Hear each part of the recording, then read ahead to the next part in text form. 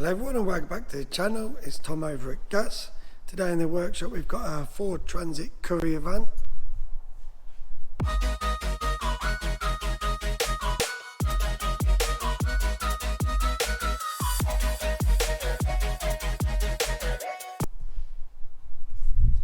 Nice bright in yellow. This is in with us today. It's got a few faults inside, so what I'll do is I'll just show you what's going on.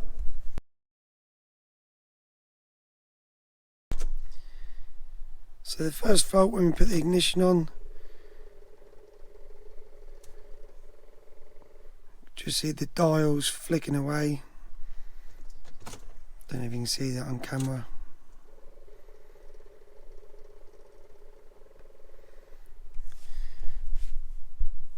And then our other issues is we've got no radio, we've got no heating.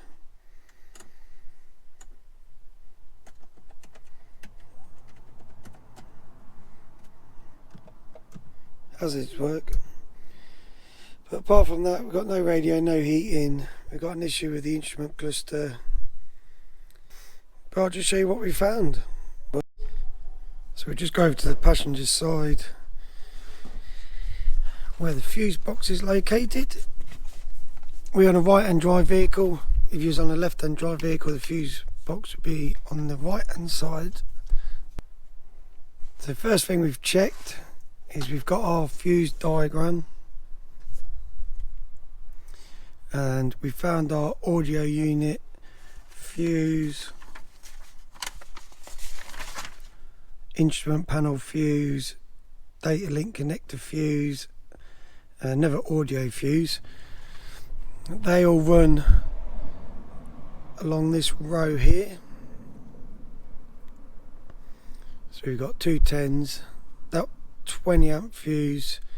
There's nothing actually in there, I don't know why that's in there, but and then we've got 15, a couple of 7.5 amps and a 10 amp fuse. All the other rows are working as they should. It's just we've got no power to this row in the middle. So our next step was just to see what powers up that middle row. That's why it's always handy to have access to manufacturers' diagrams, workshop information. So we've gone on the Ford workshop information and we found that the low voltage DC-DC converter actually powers up fuses 17 to 24, which is our fuses along there.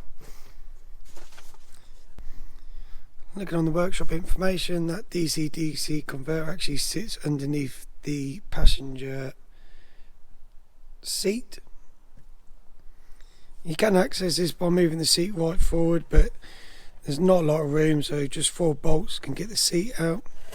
This bit of carpet's cut out already, and there's our DC-DC converter. I'll just unplug it. You can see in there where it's had water ingress. All the pins have gone green. And then also inside the control unit is all green. What I'll do is I'll just whip that out now and then we can have a better look.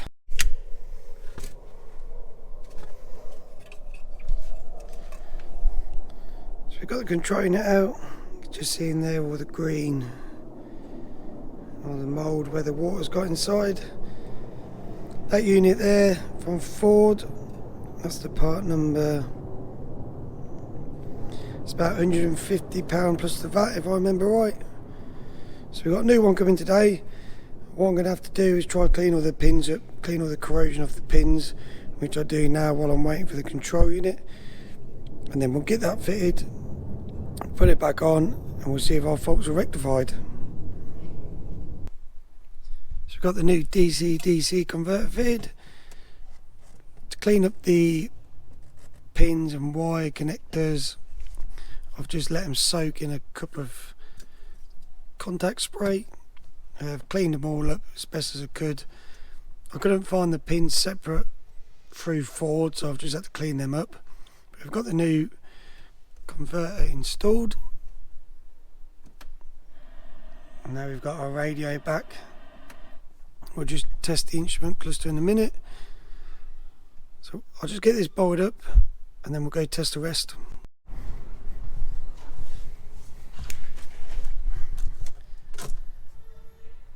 So we got no more flicking on the dash panel anymore. Just check our heaters all working. They're all working. Radio's working. And this one is fixed. So if you do come across it,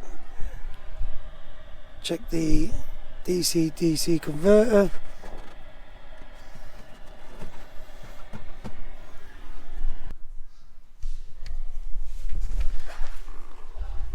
Hopefully this has helped some of you out if you've come across this problem.